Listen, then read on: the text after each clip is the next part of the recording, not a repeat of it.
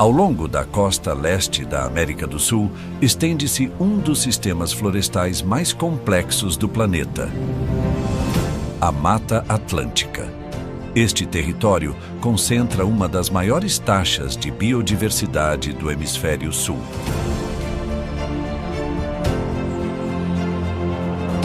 Resultado direto de relevo irregular, clima úmido e múltiplos ecossistemas interligados.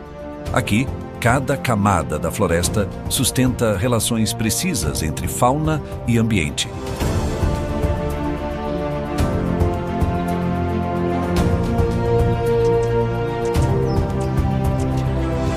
Formando uma rede biológica antiga, densa e altamente especializada, onde sobrevivência depende de adaptação contínua e equilíbrio ecológico rigoroso.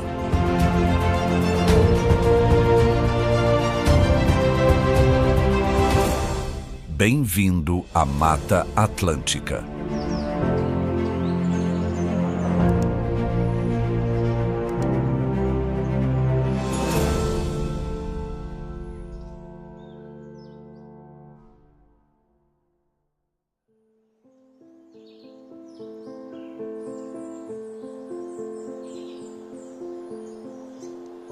A Mata Atlântica ocupa aproximadamente 1.300.000 quilômetros quadrados ao longo do litoral oriental da América do Sul.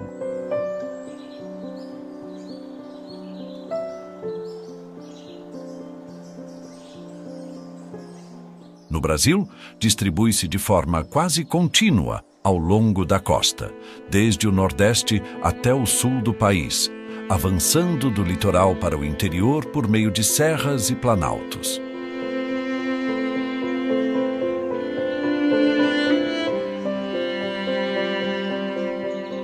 Esse bioma cobre extensas áreas de estados como Bahia, Espírito Santo, Rio de Janeiro, São Paulo, Paraná e Santa Catarina, além de se estender pelo leste do Paraguai e nordeste da Argentina.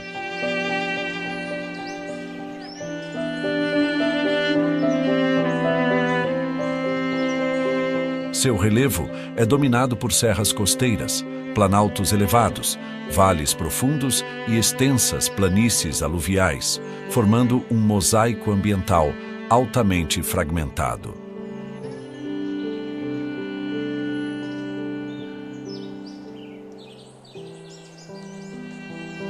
A altitude varia do nível do mar até cerca de 2.900 metros nas regiões serranas do Sudeste.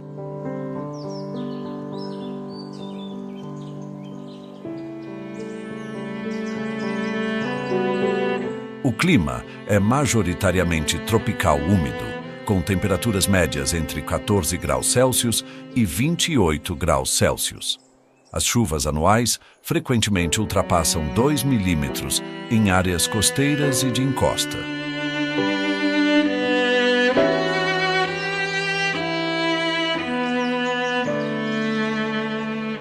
O bioma reúne florestas ombrófilas densas, florestas estacionais, restingas e manguezais. A vegetação é composta por árvores de grande porte, além de epífitas, bromélias e lianas que ocupam todos os estratos da floresta.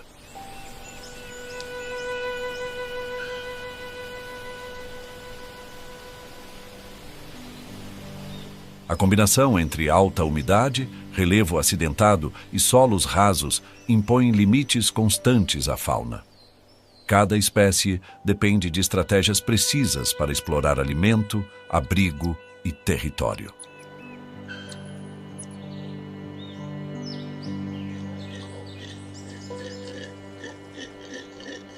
Em meio a copas contínuas e vales fechados, sons graves se propagam por quilômetros, sinais de um primata social que domina as camadas superiores da floresta.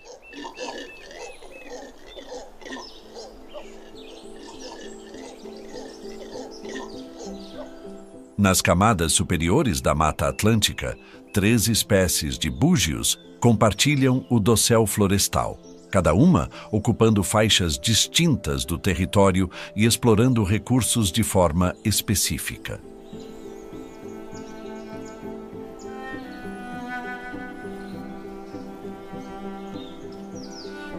Sua distribuição se estende do sul da Bahia até o extremo norte da Argentina, sempre associada a remanescentes contínuos de Mata Atlântica.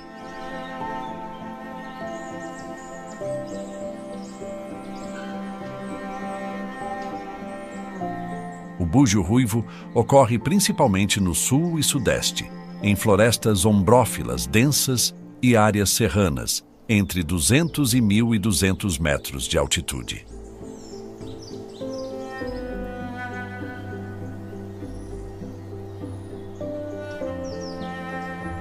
O bugio preto domina regiões mais abertas do interior e zonas de transição, incluindo florestas estacionais e matas ciliares.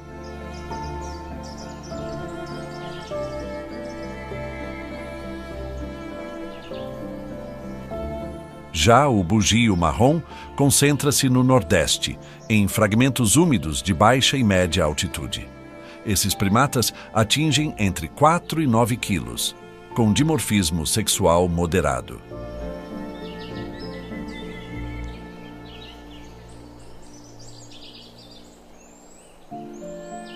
O corpo é robusto, adaptado à locomoção lenta entre galhos espessos. A cauda preênsil sustenta o peso total durante a alimentação, permitindo acesso seguro às copas mais altas, onde folhas jovens, brotos e frutos representam a base alimentar.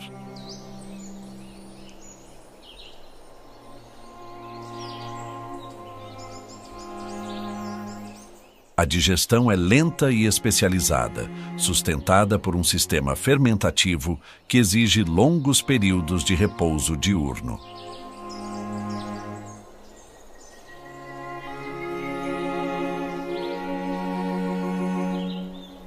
Os grupos variam entre 5 e 12 indivíduos, organizados em hierarquias estáveis.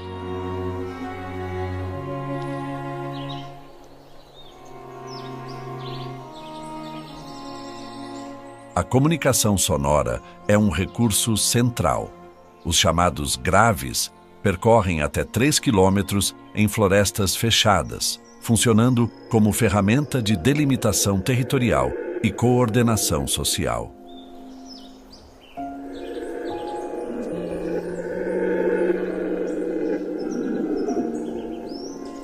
Esses sinais reduzem confrontos diretos e otimizam o uso do espaço, fator decisivo em ambientes de relevo irregular e vegetação densa.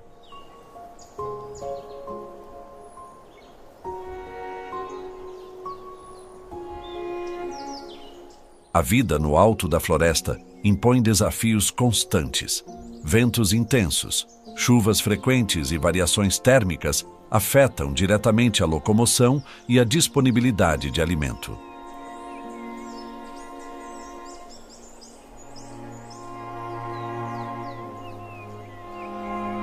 Galhos instáveis exigem seleção cuidadosa de rotas e cooperação entre os indivíduos. A permanência prolongada nas copas também aumenta a necessidade de vigilância coletiva contra ameaças aéreas.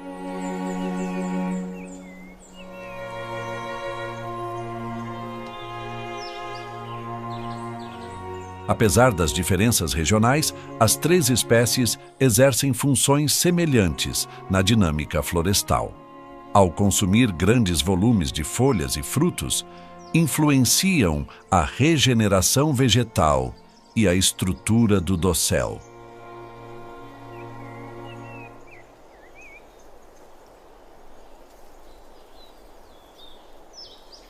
A ocupação prolongada de setores específicos cria padrões claros de uso do território, moldando a paisagem biológica ao longo do tempo.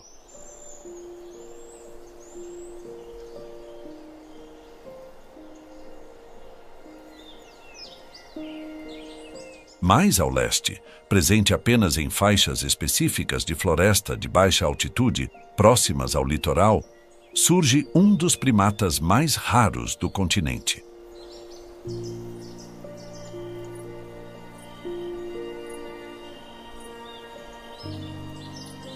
Sua ocorrência está limitada a poucos trechos contínuos da Mata Atlântica, sem registros naturais fora desse bioma.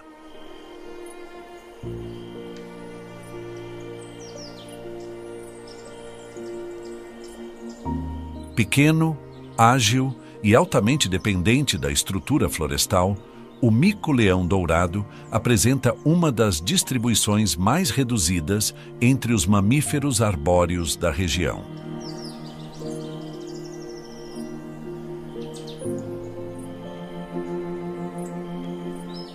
Nas florestas costeiras do sudeste brasileiro, o mico-leão dourado apresenta uma das distribuições geográficas mais limitadas entre os primatas neotropicais. Sua ocorrência natural é endêmica da Mata Atlântica do estado do Rio de Janeiro.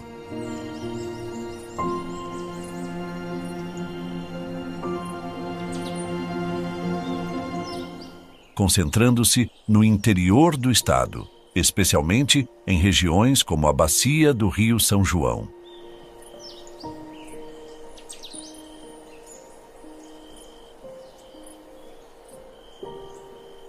Não há registros naturais da espécie fora desse recorte territorial extremamente específico.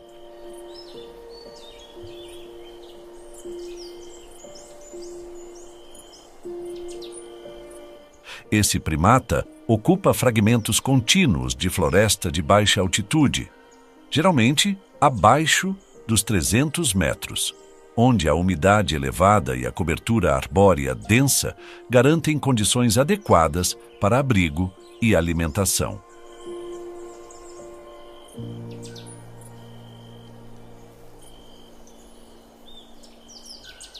A dependência por grandes áreas arborizadas é direta. Árvores maduras com cavidades naturais são essenciais para descanso, proteção e cuidado dos jovens, tornando a espécie altamente sensível à disponibilidade estrutural da floresta.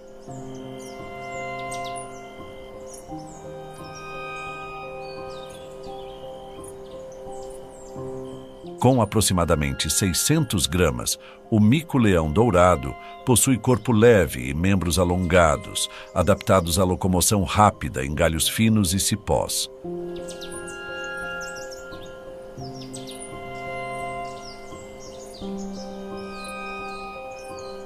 A movimentação ocorre principalmente nas camadas médias da floresta, entre 5 e 15 metros de altura, onde a densidade de insetos e pequenos frutos é maior.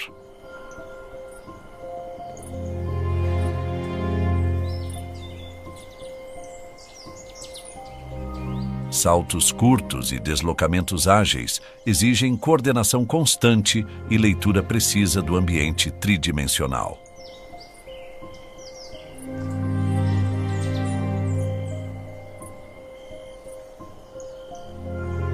A dieta é variada, composta por insetos, aranhas, pequenos vertebrados, frutos e néctar.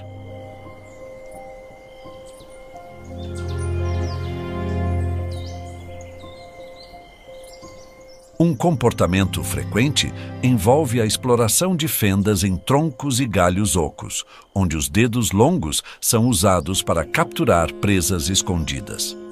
Essa estratégia também é observada no mico-leão de cara dourada, espécie aparentada que ocorre mais ao norte da Mata Atlântica.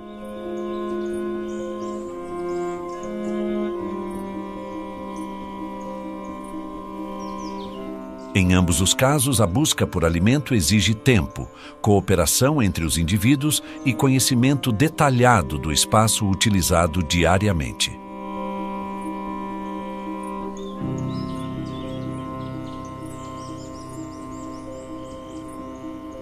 Os grupos são pequenos, geralmente entre 4 e 8 indivíduos, com forte organização social.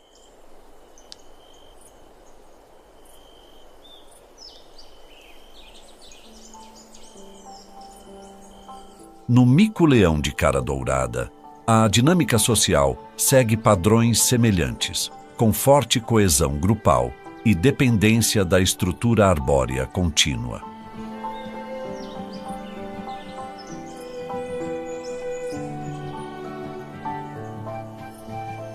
Historicamente, essas espécies enfrentaram colapsos populacionais severos.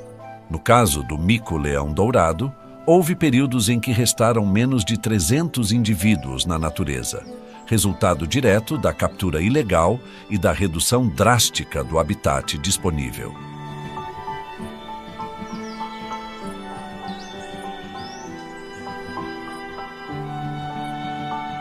O mico-leão de cara dourada também apresentou declínios acentuados, reforçando como a distribuição limitada e a alta especialização tornam esses primatas dependentes de florestas bem estruturadas e contínuas. Mais ao interior, afastando-se das florestas costeiras e acompanhando cursos d'água e áreas de vegetação contínua, o ritmo da atividade muda. Entre troncos espessos e copas mais baixas, um mamífero arborícola adota um modo de existência baseado na economia extrema de energia. A preguiça de 3 dedos.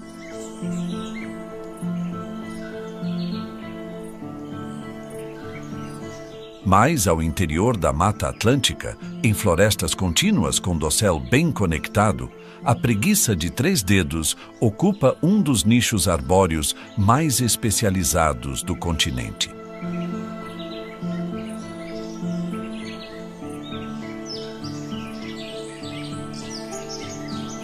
Pertencente ao gênero Bradypus, esse mamífero ocorre na América Central e do Sul, mantendo forte associação com florestas tropicais, úmidas de média e baixa altitude, onde a cobertura vegetal garante estabilidade estrutural e oferta constante de folhas.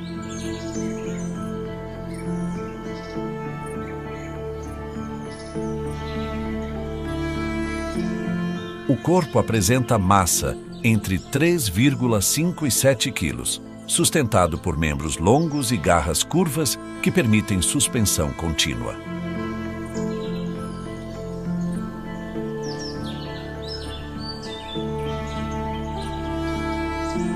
A característica mais evidente é a presença de 3 dedos nas patas dianteiras e traseiras, diferenciando-o claramente das preguiças de 2 dedos.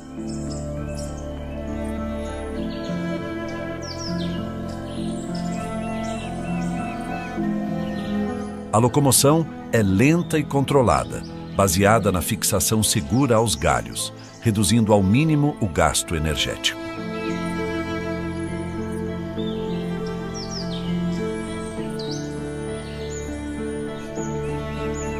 A alimentação é composta majoritariamente por folhas, com forte preferência pela embaúba.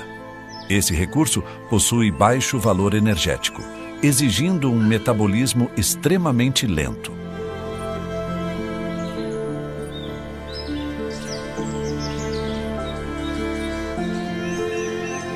A digestão de uma única refeição pode levar até um mês, sustentada por um sistema digestivo especializado. Como resultado, o animal permanece em repouso entre 15 e 18 horas por dia, alternando breves períodos de atividade.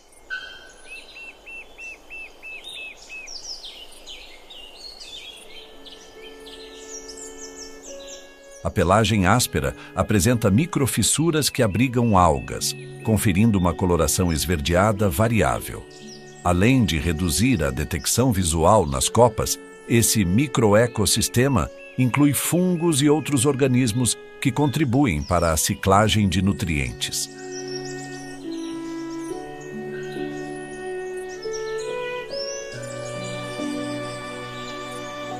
A pelagem funciona como um ambiente biológico ativo, conectando a preguiça diretamente à dinâmica da floresta.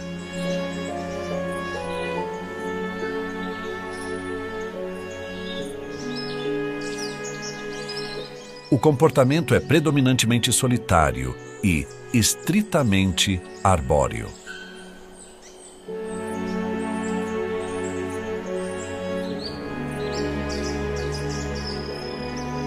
O uso do solo é raro e ocorre, em média, apenas uma vez a cada 7 a 10 dias, quando o animal desce para urinar e defecar. Esse momento representa uma fase crítica de exposição, exigindo escolha cuidadosa do local e do momento para retornar às copas.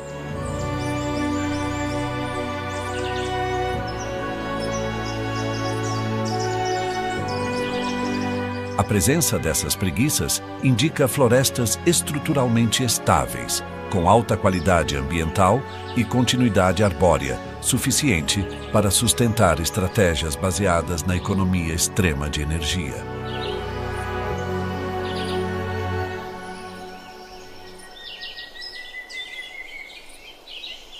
Descendo das copas e avançando em direção ao subbosque e às bordas florestais, o cenário muda novamente. Em terrenos mais abertos e variados, um mamífero terrestre, atento e oportunista, passa a dominar essa faixa do ambiente. O coati.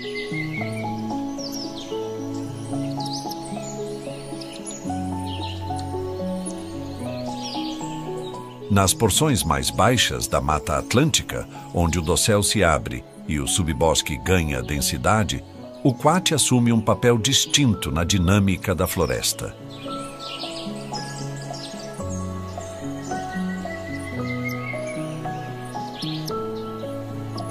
Esse mamífero de médio porte ocorre desde áreas serranas até planícies próximas a rios, explorando ambientes variados que incluem florestas ombrófilas, matas estacionais e bordas naturais entre formações vegetais.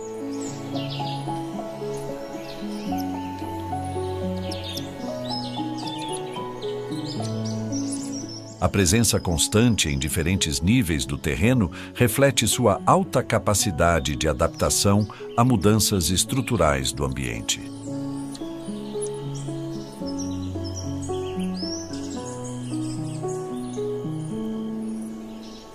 Com comprimento corporal entre 40 e 65 centímetros, além de uma cauda longa e anelada que pode ultrapassar o tamanho do corpo, o coati apresenta postura flexível e musculatura adequada, tanto para o solo quanto para a escalada.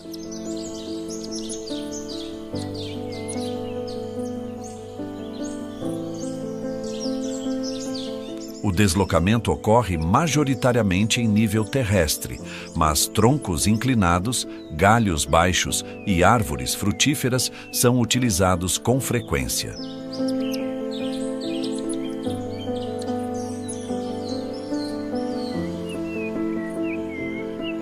A cauda erguida funciona como referência visual durante a movimentação em grupo.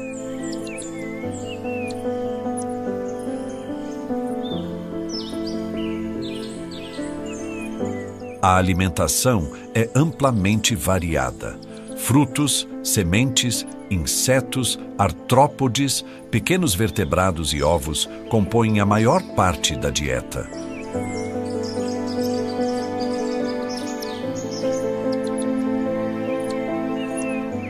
O focinho alongado e móvel permite revirar o solo, a serapilheira e troncos em decomposição, ampliando o acesso a recursos escondidos. Essa busca constante influencia diretamente a redistribuição de matéria orgânica no chão da floresta.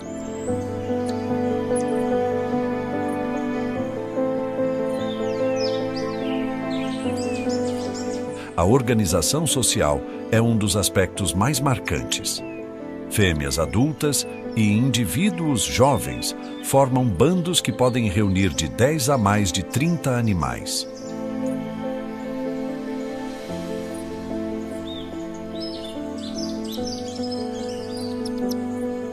A movimentação coletiva reduz riscos e amplia a eficiência na localização de alimento. Machos adultos, por outro lado, tendem a permanecer isolados, aproximando-se dos grupos apenas em períodos específicos do ciclo reprodutivo.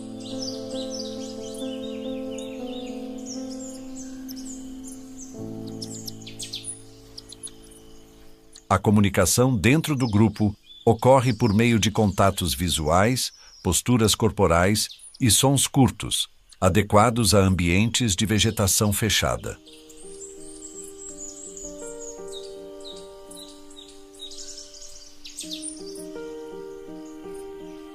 Mudanças rápidas de direção, pausas frequentes e exploração simultânea de diferentes pontos do terreno exigem coordenação constante entre os indivíduos, mantendo a coesão do bando mesmo em áreas de visibilidade limitada.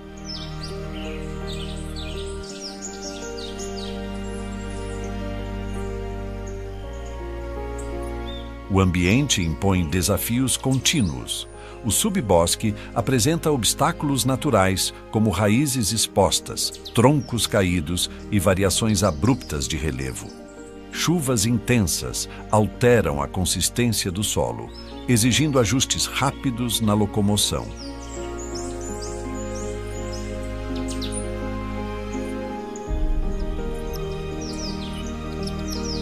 A necessidade de explorar grandes extensões diariamente demanda resistência física e memória espacial precisa.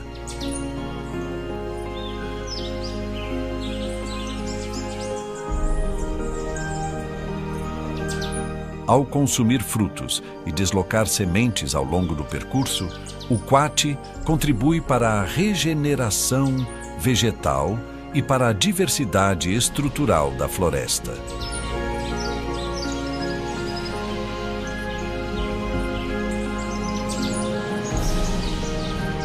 Sua atuação no solo complementa processos que ocorrem nas copas, conectando diferentes camadas do ecossistema de forma contínua e funcional.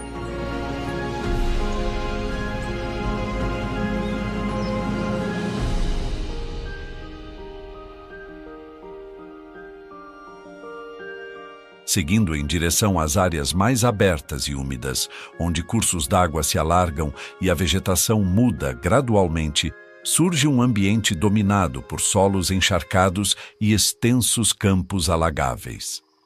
Nesse cenário, uma ave aquática de coloração intensa passa a ocupar as margens. O ibis escarlate.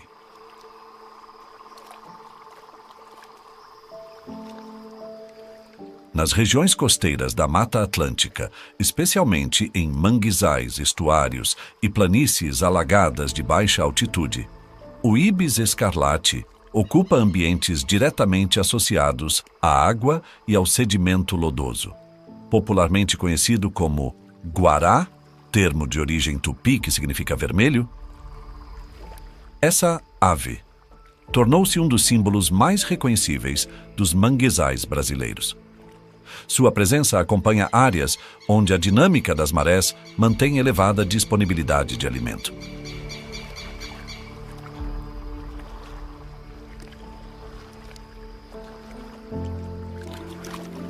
O corpo mede entre 55 e 63 centímetros de comprimento, com machos ligeiramente maiores e portadores de bicos mais longos.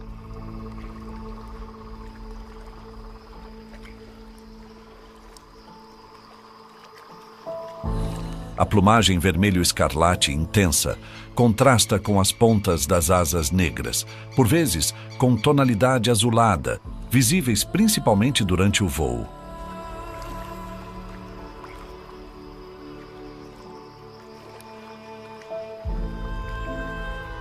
As pernas são longas e rosadas, com pés levemente palmados, adaptados ao deslocamento em águas rasas e solos instáveis.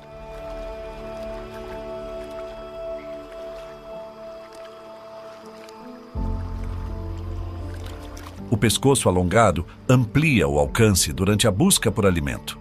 O bico é fino, comprido e curvado para baixo, altamente sensível ao contato. Esse formato permite sondar a lama com precisão em busca de presas ocultas.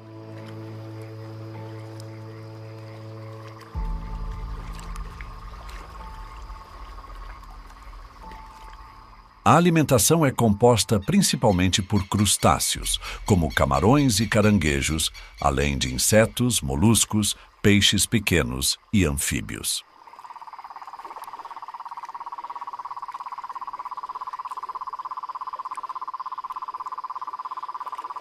Esses organismos contêm pigmentos carotenoides, responsáveis pela coloração vermelha intensa da plumagem, funcionando como reflexo direto da dieta.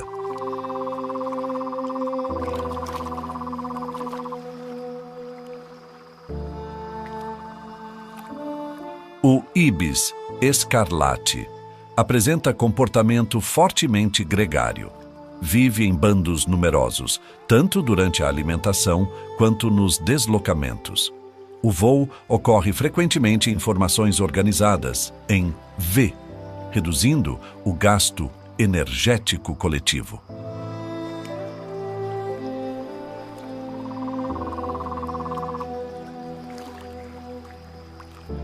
Durante o período reprodutivo, torna-se territorial, estabelecendo áreas específicas para nidificação, geralmente em árvores de manguezais densos e ilhas fluviais protegidas.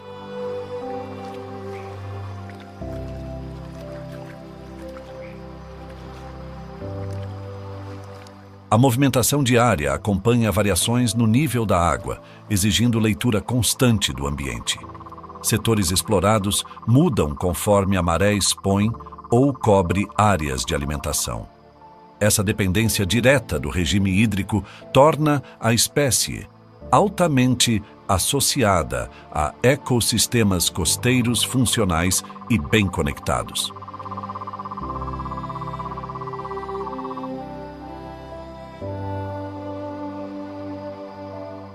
Ao controlar populações de invertebrados aquáticos e redistribuir nutrientes por meio da alimentação, o ibis escarlate exerce influência direta na dinâmica dos manguezais.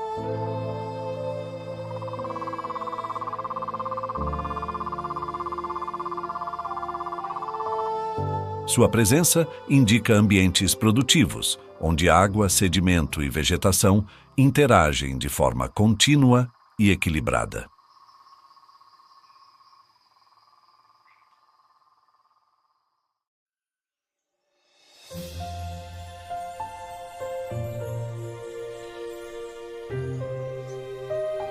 Deixando os manguezais e áreas alagadas costeiras, o cenário se eleva novamente.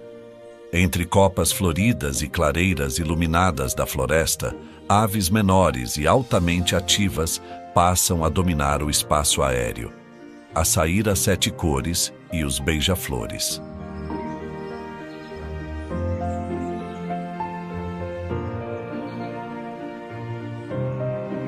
Nas regiões mais elevadas e iluminadas da Mata Atlântica, onde a vegetação apresenta grande diversidade de flores e frutos pequenos, aves de pequeno porte assumem papel central na dinâmica do ambiente.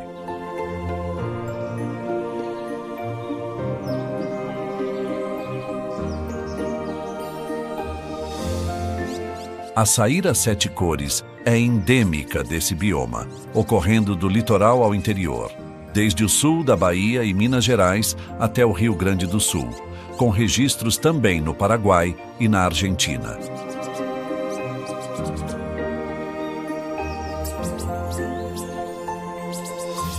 Está presente em florestas costeiras, serranas e matas de baixada, sendo especialmente comum no sudeste brasileiro, com destaque para o Espírito Santo.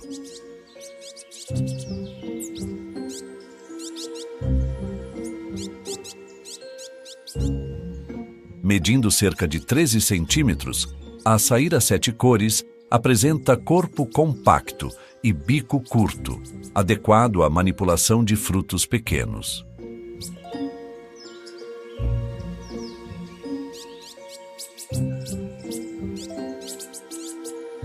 Machos exibem coloração variada, enquanto fêmeas apresentam tons mais discretos. A atividade concentra-se entre 6 e 20 metros de altura, em copas médias e bordas florestais, onde árvores frutíferas garantem oferta regular de alimento.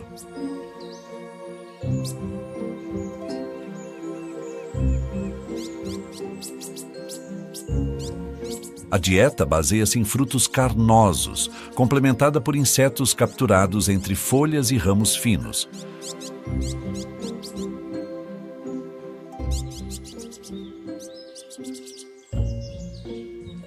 A movimentação ocorre por saltos rápidos entre galhos próximos, muitas vezes integrada a bandos mistos de aves frugívoras. Esse comportamento amplia a eficiência na localização de recursos distribuídos de forma irregular e reduz o tempo de permanência em um mesmo ponto da floresta.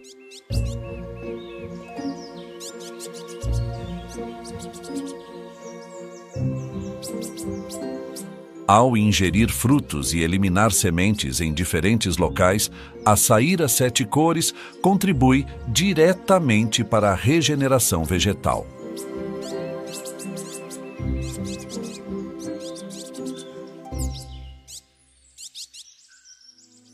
Os beija-flores exploram um nível ainda mais específico do ambiente. Com tamanhos variando entre 6 e 15 centímetros, apresentam musculatura peitoral desenvolvida e asas adaptadas ao voo estacionário.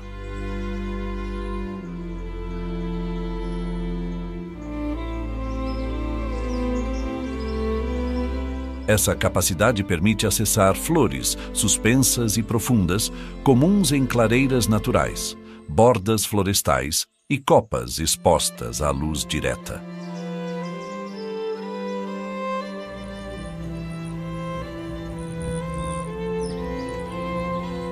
A alimentação é composta principalmente por néctar, fonte imediata de energia, complementada por pequenos insetos capturados no ar ou sobre a vegetação.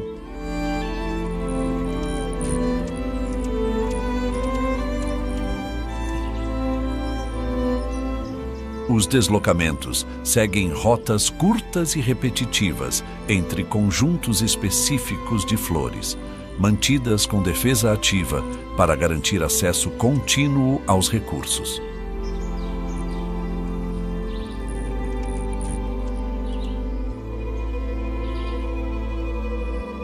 Enquanto a saíra 7 cores atua na dispersão de sementes, os beija-flores promovem a polinização de numerosas plantas adaptadas ao voo estacionário.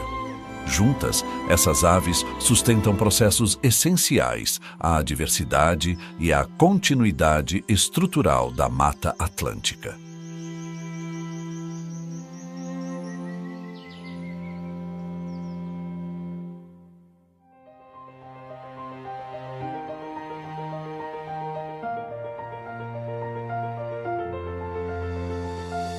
A Mata Atlântica revela-se como um sistema ecológico altamente complexo, onde relevo, clima e vegetação moldam estratégias distintas de vida.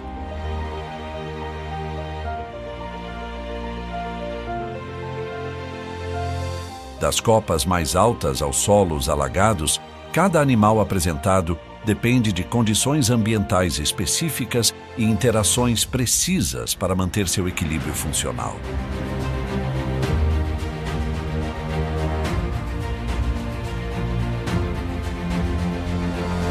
A diversidade observada não é resultado do acaso, mas da adaptação contínua a um ambiente dinâmico e rigoroso. Ao longo desse território, primatas, mamíferos terrestres e aves constroem conexões invisíveis que sustentam a floresta como um todo.